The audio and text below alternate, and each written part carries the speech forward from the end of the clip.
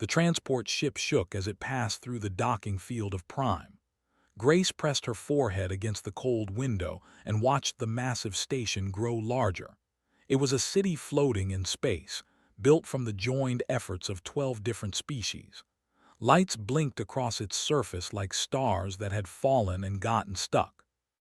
She had seen it twice before, at the start of her first and second years at the Galactic Coalition Military Academy, but it still made her breath catch in her throat. Somewhere inside that metal giant, thousands of cadets from across the galaxy were preparing for another year of training, and she was one of them. Grace was 22 years old, with dark hair she kept tied back and eyes the color of wet earth. She was not tall, not short, not loud, not entirely quiet.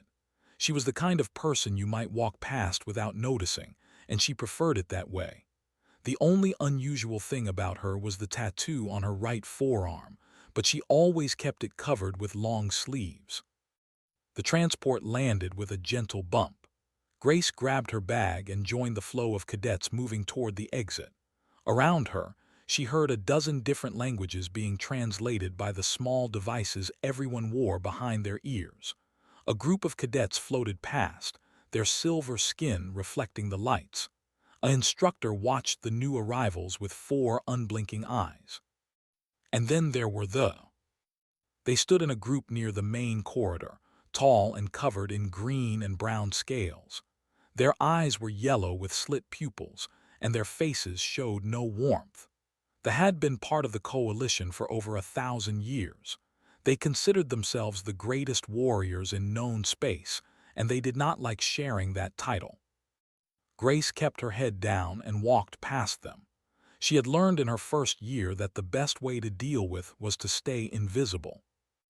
The dormitory halls were busy with returning cadets finding their rooms. Grace located hers on the 3rd level and pushed open the door. Inside, sitting on one of the beds and grinning like he had won a prize, was Danny. "Grace," he jumped up and pulled her into a hug before she could protest. "I requested the same room assignment. Took me 3 forms and a lot of begging, but here we are." Grace allowed herself a small smile. Danny was her closest friend at the academy, maybe her only real friend. He was 23, with messy brown hair and a face that always seemed to be laughing at some private joke. He talked too much and worried too little, but he had a good heart. "You could have just sent me a message," Grace said, setting down her bag. "And missed the look on your face." "Never." Danny flopped back onto his bed. "So how was your break? You never answered my calls." "I was busy." "You're always busy. You know, most people use vacation time to actually relax." Grace sat on her own bed and began unpacking. She did not want to talk about her break. She had spent most of it alone, visiting a memorial on Earth that very few people knew existed.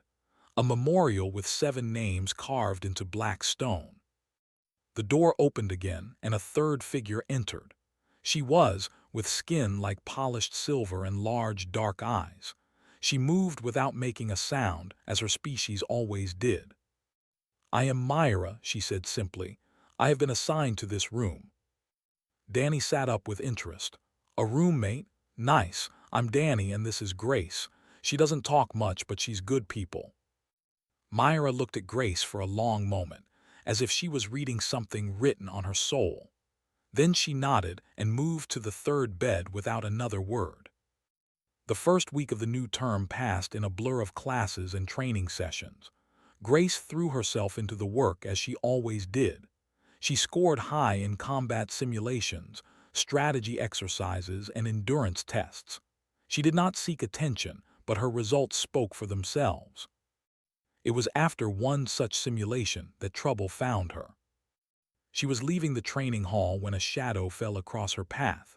She looked up and found herself facing a wall of green scales. The who stood before her was massive, nearly 7 feet tall, with scars across his snout that spoke of many fights. "You are the human who scored higher than my cousin today," he said. His voice was like stones grinding together.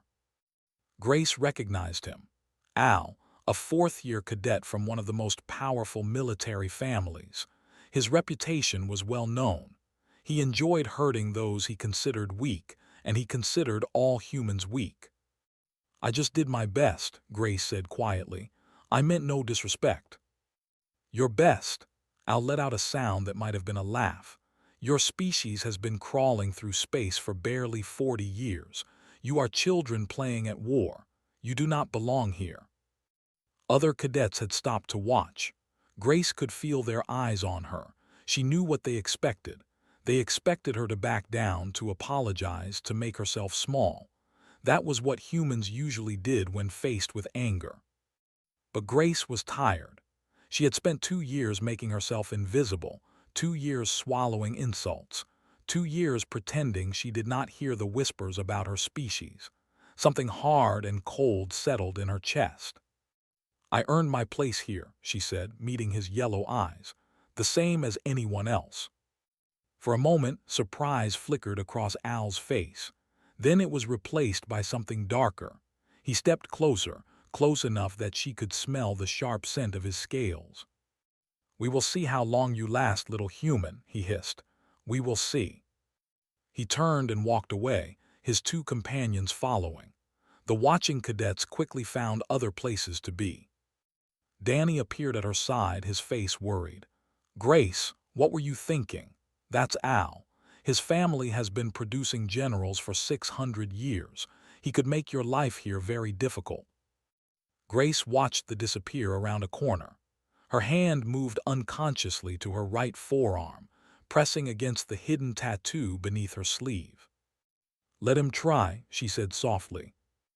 That night, lying in her bed while Danny snored and Myra meditated in silence, Grace stared at the ceiling and thought about her mother. She thought about the stories she had grown up hearing, stories of courage and sacrifice and standing firm when everything screamed at you to run. She thought about a promise she had made at a black stone memorial, kneeling in the rain. She would not hide anymore. Whatever came next, she would face it the way her mother would have. Standing tall, 3 weeks passed and Grace continued to rise through the rankings. She could not help it. When she trained with everything she had. When she studied until her eyes burned. It was the only way she knew how to live. The combined combat simulation was the biggest test of the semester. Cadets from all years and all species were mixed into teams and sent into a virtual battlefield. Points were earned for tactical decisions, combat effectiveness, and team coordination. The results would affect everyone's standing for the rest of the year.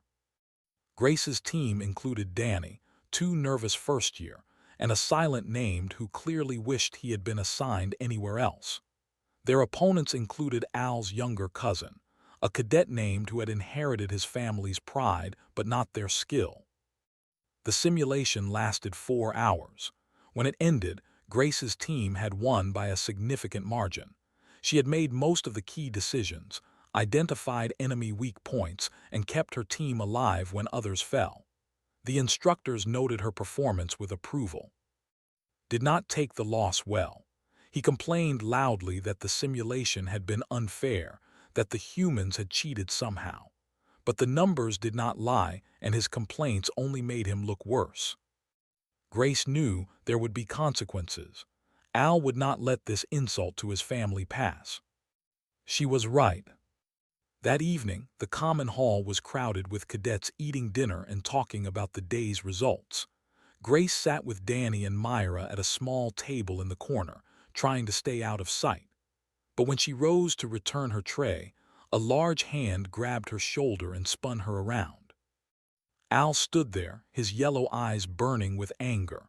2 of his companions flanked him, blocking any escape. The noise in the hall began to fade as other cadets noticed what was happening. "You humiliated my cousin today," Al said, his voice loud enough for everyone to hear. "A member of my bloodline defeated by a human. Do you know what that means for my family's honor?" Grace kept her voice calm. "It was a training exercise. Everyone loses sometimes. That is how we learn." "Learn?" Al laughed bitterly.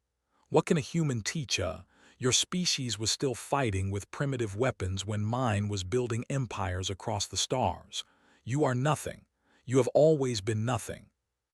Grace felt the old anger rising in her chest, but she pushed it down. She would not give him the satisfaction of seeing her lose control. I do not want trouble, she said. Please let me pass. She turned to walk away. It was a mistake. Al's clawed hand shot out and grabbed her arm, yanking her back. The fabric of her sleeve tore under his grip and she stumbled. Before she could recover, he shoved her hard. She hit a table and nearly fell. The hall was completely silent now. Every eye was on them. Grace straightened slowly. She could feel cool air on her forearm where the sleeve had torn. Part of her tattoo was visible now, black lines against her pale skin. She looked at Al and said nothing. Her silence seemed to enrage him more than any words could have. His scales flushed darker, and his lips pulled back to show his sharp teeth. You dare to ignore me, he hissed. You dare to stand there like you are my equal. He moved faster than she expected. His hand swung in a wide arc, the back of his clawed fist catching her across the face. The impact snapped her head to the side and sent her staggering. She tasted blood in her mouth. Someone in the crowd gasped. Danny started to move forward, but Myra grabbed his arm and held him back, her dark eyes fixed on Grace. Grace touched her cheek and looked at the blood on her fingers. Then she looked at Al. Her expression did not change. There was no fear in her eyes, no anger, no pain, just a quiet, terrible patience. Slowly, deliberately, she reached down and rolled up her torn sleeve. The full tattoo was revealed now, clear for everyone to see. A black wolf's head, fierce and proud, surrounded by 7 stars arranged in a circle. Below it, 4 numbers, 2147. For a moment, nothing happened. Al stared at the tattoo with confusion. It meant nothing to him. He was too young to remember, too arrogant to have studied the history that did not involve his own species. But others in the hall were older. Others remembered. Commander, an instructor who had been eating alone in the corner, rose from his seat so quickly that his chair fell over. His 4 eyes went wide, then wider still. His gray skin turned pale. He activated the communicator on his wrist with trembling fingers. "This is Commander," he said, his voice shaking. "I need the Commandant in the main common hall immediately. This is not a request. This is an emergency." Al looked at the old instructor with confusion. "What is the meaning of this? I am disciplining a disrespectful cadet. This is a matter between and human." Did not answer him. He walked toward Grace with slow, careful steps, as if approaching something sacred. He stopped a few feet away and looked at her tattoo for a long moment. Then he looked at her face. "Child," he said softly, "who are you?" Grace met his eyes. She did not speak. The hall remained frozen in silence. Cadets whispered to each other, asking what was happening, what the tattoo meant. They looked uncertain for the first time. Danny stood with his fists clenched, ready to fight despite the impossible odds. Myra watched everything with her ancient, knowing eyes. And Grace stood in the center of it all, blood running down her cheek, her mother's mark displayed for the world to see. She had spent 2 years hiding. She had spent 2 years trying to be ordinary, trying to earn her place without using the name that opened every door. She had wanted to be judged on her own merits, not on her mother's legend. But some things could not stay hidden forever. The doors to the common hall burst open, and a figure entered that made every in the room stand at attention. He was older, his scales faded to a pale green, but he carried himself like a warrior born. Medals covered his chest, and his eyes were sharp and cold. Commandant had arrived. He walked through the silent crowd, cadets parting before him like water. He stopped in front of Grace and looked at her torn sleeve, her bleeding face, and the tattoo on her arm. Then he did something that shocked everyone present. He straightened his spine, lifted his clawed hand to his brow, and gave her a perfect military salute. Al's scales went pale. He did not understand what was happening, but he understood that everything had changed. The commandant of the academy, one of the most decorated generals in history, was saluting a human cadet. Grace looked at the old general with steady eyes. She did not return the salute. She simply waited.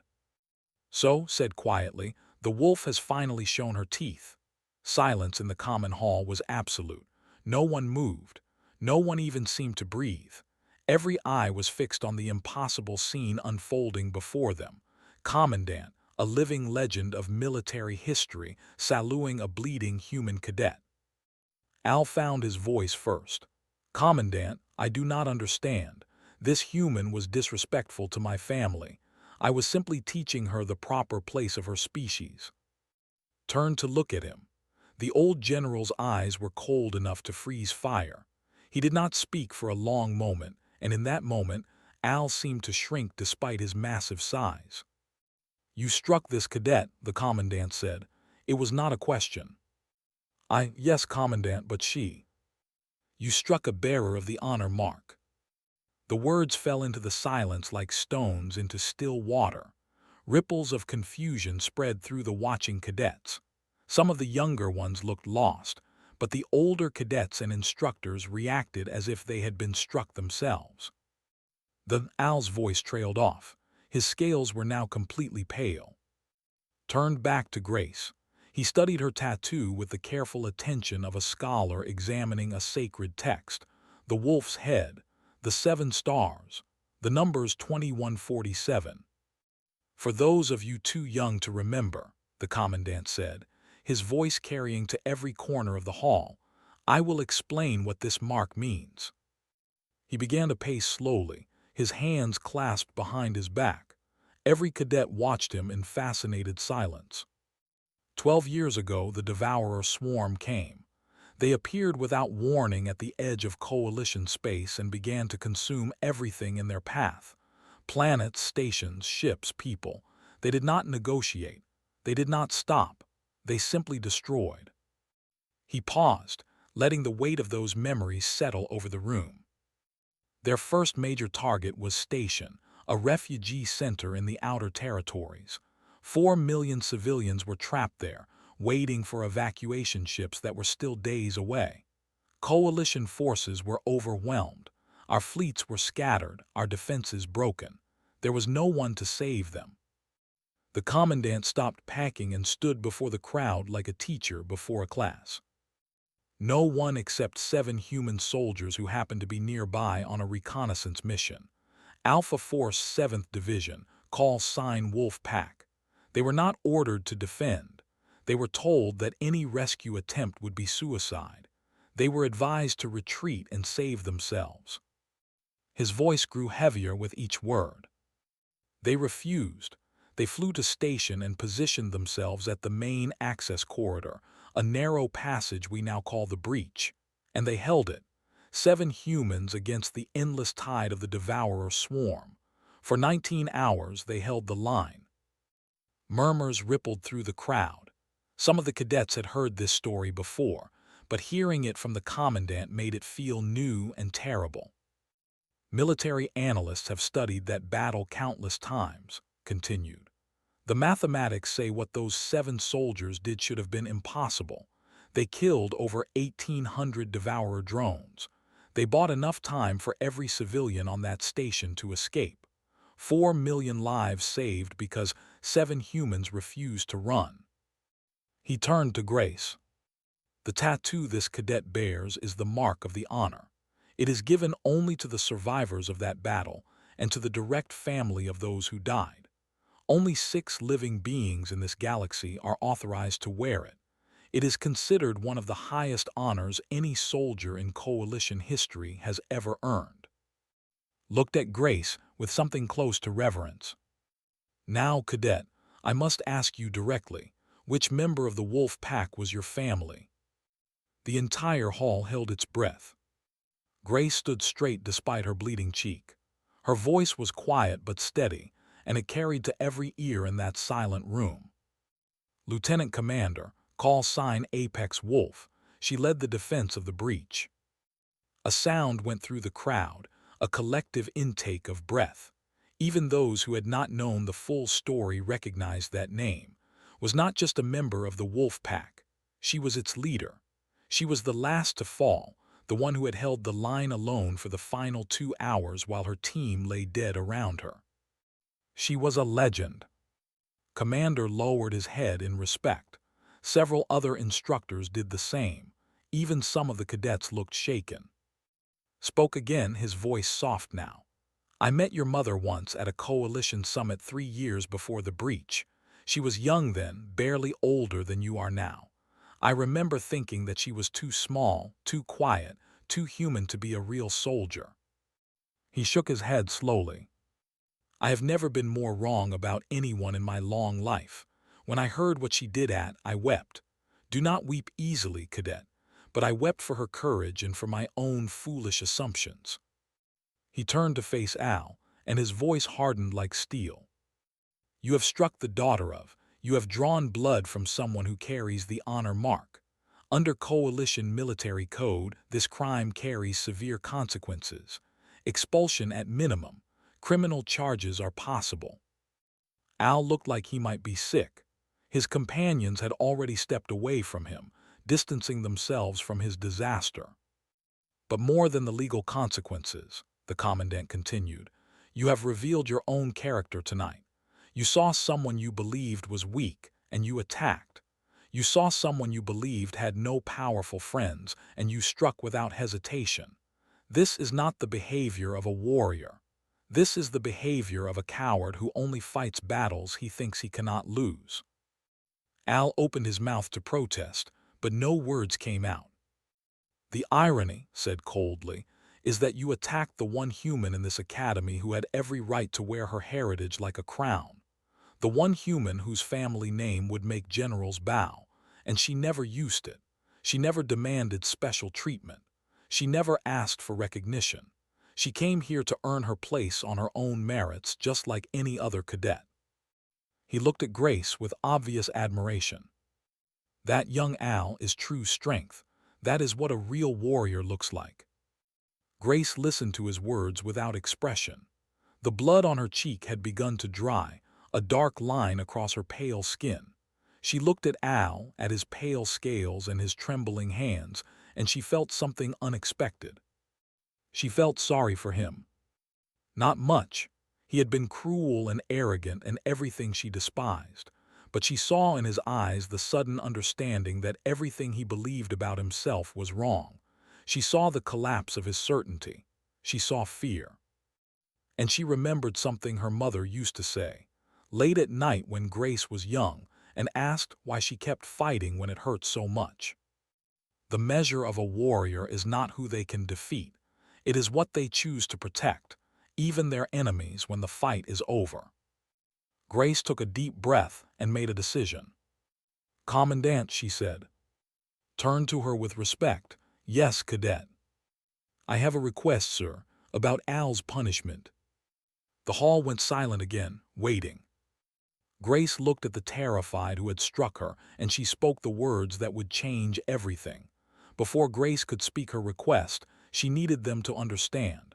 Not just the facts of what happened but the truth of it. The human truth. So she asked the Commandant for permission to share something, and he granted it. She pulled out her personal data unit and connected it to the hall's display system. What followed was footage that had been classified for years, only recently released to military academies for educational purposes. Footage from the helmet cameras of Alpha Force 7th Division during their final mission. The recording began in darkness. Lieutenant Commander's voice came through first, calm and clear despite the chaos around her. Wolf Pack, status report. 6 voices answered, each one steady despite the fear they must have felt. Sergeant Nick, Corporal Marsh, Private Ben, Specialist Amy Torres, Technical Officer Jack, Medic Park. 7 soldiers, 7 humans. Average age, 29. Years of service combined, 43. They had been on a simple reconnaissance mission when the distress call came from station. His voice came again. Coalition Command says evacuation ships are 19 hours out. They're advising us to retreat. They say there's no way to hold against a devourer assault with our numbers." A pause, then Nick spoke. "What do you say, Commander?" Another pause, longer this time. When answered, her voice was different, harder, more certain. "I say there are 4 million people on that station. I say we didn't sign up for this job because it was safe. I say we are the only thing standing between those civilians and death." She took a breath. "I say we hold the breach until those evacuation ships arrive, or we die trying." Silence on the communication channel. Then, one by one, each member of the team responded. "With you, Commander." "All the way. Let's show these things what humans are made of." "Until the end." For everyone." The footage shifted to show the breach itself. It was a corridor about 30 meters wide, the main access point between the station's docking bays and the civilian sections. If the devourers got through, they would have access to the entire population. The wolf pack set up defensive positions. They built barricades from whatever they could find. They prepared ammunition, checked weapons, and shared a final meal together. The footage showed them laughing at one point, telling jokes to ease the tension. Then the first wave came. The devourers were nightmares made real. Part machine, part organic horror, they moved in swarms like insects but thought like predators. They did not feel pain, did not know fear, did not stop. Each one was as tall as a human, covered in sharp edges and built only to kill. The first wave numbered about 50. The wolf pack cut them down in minutes, but they knew this was just the beginning. The second wave brought 200. The third brought 500. By the 6th hour, they had stopped counting. The corridor was filled with smoke and the smell of burning metal. The floor was covered with destroyed drones. And then Ben died. He was the youngest of the team, only 23. A private who had joined the service to pay for his education. He stayed behind to cover the team's retreat to a secondary position when their first barricade was overrun. The footage from his helmet showed him firing until his weapon overheated, then fighting with his hands, then disappearing under a wave of metal bodies. His last words were simple: "Tell my mom I loved her." The team did not have time to mourn. They kept fighting. At hour 11, Marsh realized the devourers were trying to cut through the walls to bypass the breach. She grabbed a demolition charge and ran toward the weak point. She set the charge manually because the remote trigger had been damaged. "Get back here," his voice ordered. "No time, Commander. You know it and I know it. Keep those people safe." The explosion collapsed an entire section of ceiling, blocking the bypass route. Did not survive. Amy Torres was next, at hour 13. She took a position on an elevated platform to provide covering fire and held it for 2 hours straight. When her ammunition ran out, she threw her empty weapon at the advancing drones and pulled out a knife. The footage showed her fighting until the platform collapsed beneath her. At hour 15, Nick saw that Park had been wounded and was trapped behind enemy lines. Without hesitation, he charged into the swarm to reach her. He got her back to safety, but his suit was breached in a dozen places. He bled out in her arms, still telling her that she was going to be okay. Park died an hour later, her wounds too severe to treat with the limited supplies they had left.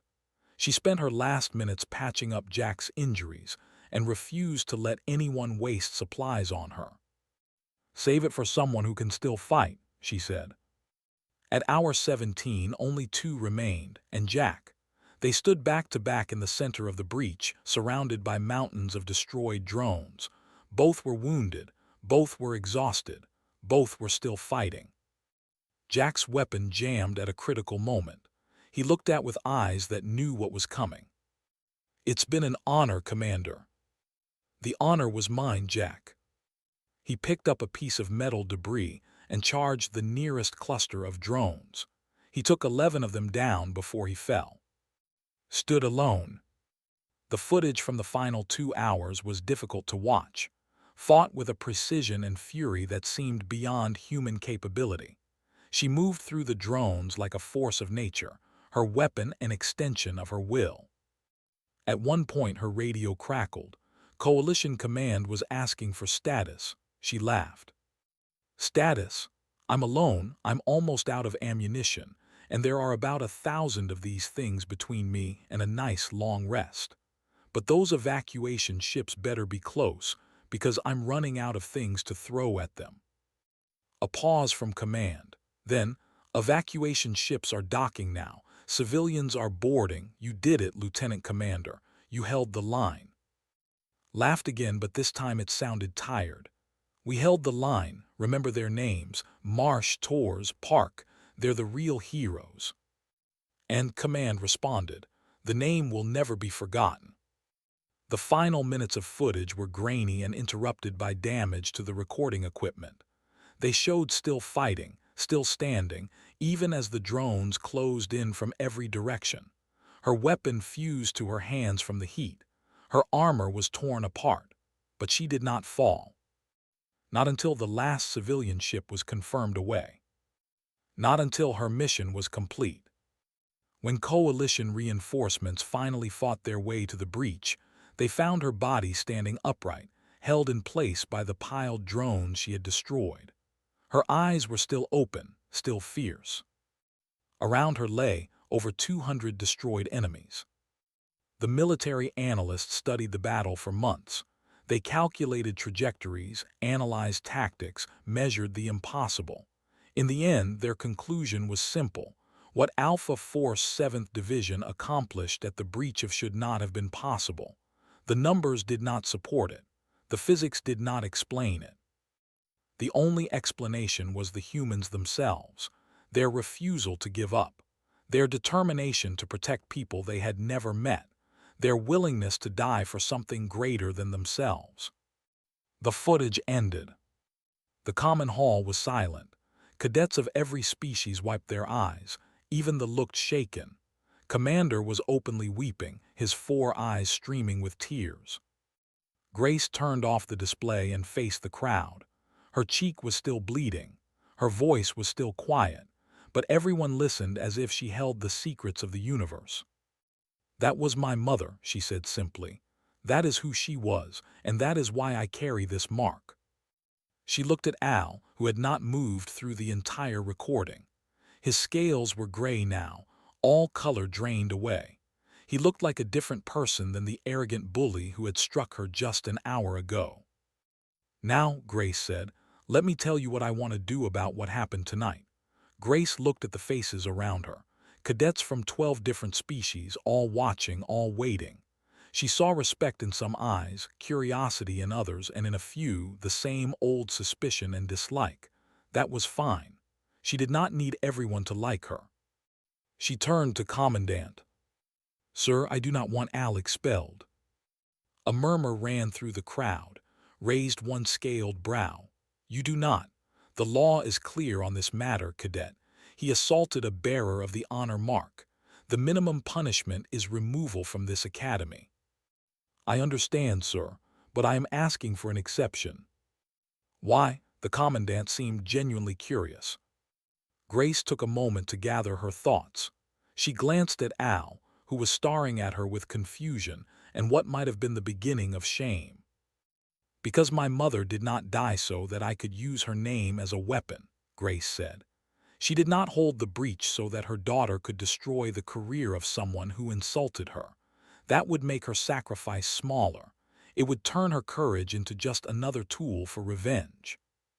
She stepped toward Al, close enough that she had to look up to meet his eyes. You hit me because you thought I was weak. You thought humans were nothing, that we had not earned our place among the stars. And maybe, if I let you be expelled for this, you would spend the rest of your life believing the same things. You would tell yourself that humans are not strong, they are just protected. You would learn nothing. Al opened his mouth to speak, but no words came out. He closed it again. My mother believed that the point of strength was not to defeat your enemies. It was to protect the things that mattered. She taught me that before she ever put on a uniform. She said that anyone can destroy. It takes real courage to build. Grace looked back at the commandant. I want Al to train with me. I want him to learn what humans can do, not because he is afraid of our history, but because he has seen it himself. I want him to understand that we are not weak, but we are also not his enemies. Because in 10 years, maybe less, the Devourers will return. Every projection says so. And when they come, we will need every soldier the Coalition has. She looked at Al again. Including you, if you are willing to learn. The silence that followed was heavy with meaning. Cadets looked at each other, unsure how to react. The in the room seemed particularly stunned. This was not how their people handled insults. This was not how power was supposed to work. Studied Grace for a long moment. Then slowly, a smile spread across his face. Your mother would be proud, he said quietly. You have her courage, but also something she gained only through years of experience, wisdom. He turned to Al. Very well. Cadet Al, you will not be expelled, but you will be assigned to remedial training under human instructors for the remainder of this term. You will learn their tactics, their history, and their philosophy of warfare. And you will do so with humility, or you will answer to me personally. Is that understood? Al swallowed hard. For a moment, Grace thought he might refuse. His pride was a living thing, wounded and angry. But something else flickered in his yellow eyes. Something that might have been the first seed of respect. Yes, Commandant, he said. His voice was rough. I understand. Good. Looked around the hall one more time. This matter is closed. What happened here tonight will not be discussed outside this room. Cadet has earned the right to live without the weight of her mother's legend following her every step. Anyone who violates her privacy will answer to my office. He gave Grace one final nod, then turned and walked out of the hall. The crowd began to disperse, slowly, quietly, still processing what they had witnessed. Danny appeared at Grace's side, his face a mixture of awe and concern. Grace, why didn't you ever tell me? About your mom, about any of it? She smiled tiredly. Because I wanted you to like me for me, not for who my mother was. I would have liked you anyway, Danny said. You know that, right? I know, but I needed to find that out myself. Myra approached, her silver skin glowing softly in the hall's lights. You handled that with great wisdom, Grace. They have a saying, the river that bends around the rock flows farther than the one that crashes against it. Thank you, Myra, I think. Al stood alone where the crowd had left him. His companions had already fled, unwilling to share in his disgrace. He looked smaller somehow, despite his massive size. Finally, he walked toward Grace. She watched him come, ready for anything. He stopped in front of her and stood in silence for a long moment. Then, slowly and stiffly, as if the motion caused him physical pain, he lowered his head. I was wrong, he said. The words sounded like they were being pulled from somewhere deep inside him. About you, about your species. I spoke from ignorance and I acted from arrogance. I offer no excuse.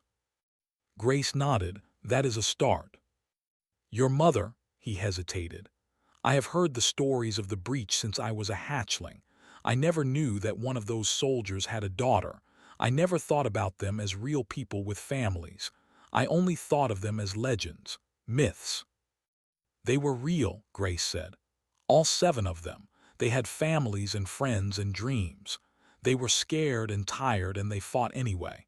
That is what made them heroes. Not that they were impossible warriors, but that they were ordinary people who did something extraordinary. Al looked at her for a long moment. Something shifted in his expression. Will you teach me? He asked. Not just because the commandant ordered it, but because I want to understand. Grace considered him carefully. She saw the pride still burning beneath his words, but also something new, a crack in the armor, a willingness to learn. Yes, she said, I will teach you. But understand this, I will not make it easy for you. You will train harder than you ever have before. You will face challenges that will test everything you think you know. And at the end, you will either be a better soldier than you ever imagined or you will break. That is your choice. Al straightened his spine. I will not break. We will see. The months that followed were difficult ones. Grace rose through the academy rankings until she stood at the very top. Al struggled under her instruction, his old arrogance fighting against the new lessons he was learning. But slowly, painfully, he began to change. He stopped bullying younger cadets. He started listening instead of talking. He learned to see humans not as weak creatures pretending to be warriors, but as something different, people who had learned to be strong in ways that did not understand. By the end of the term, he had become one of Grace's most trusted, not a friend, not yet, but something close, an ally, a fellow soldier who understood what they might face together when the darkness returned. The final scene came on graduation day, when their unit was assigned their first real mission together. They stood in the hangar bay, waiting to board their transport ship. Grace, Danny, Myra, Al, and 3 other cadets who had proven themselves worthy. Danny nudged Grace with his elbow as they waited. Hey, can I ask you something? You will anyway. He grinned. Do you ever get tired of it? People treating you differently once they find out about your mom. Grace thought about the question. She looked at her forearm, at the wolf's head, and 7 stars visible beneath her rolled-up sleeve. She no longer felt the need to hide it. Sometimes, she admitted. But my mother used to say something that helped. She said the tattoo was not about the past. It was a promise about the future. A promise that when the darkness comes again, there will always be someone willing to stand in the breach. She touched the wolf gently, tracing the lines that connected her to her mother's memory. I am that promise now, and so are you. So is everyone who puts on this uniform and chooses to protect people they have never met. That is what the mark really means. Not just remembering what was sacrificed, but promising to do the same if the time ever comes. The transport doors opened with a hiss of hydraulics. Grace led her team inside, walking with the quiet confidence of someone who knew exactly who she was and what she was fighting for. Danny followed, then Myra, then Al, then the others. 7 soldiers just like before, ready to face whatever the universe threw at them. As the doors closed behind them, Grace allowed herself one small smile. Her mother had held the breach with 6 ordinary people against an impossible enemy. She had bought time for 4 million lives with nothing but courage and determination. Now it was Grace's turn to write her own story, not in her mother's shadow, but standing in her own light. The transport launched into the void, carrying them toward their future. And somewhere Grace liked to believe, was watching with pride.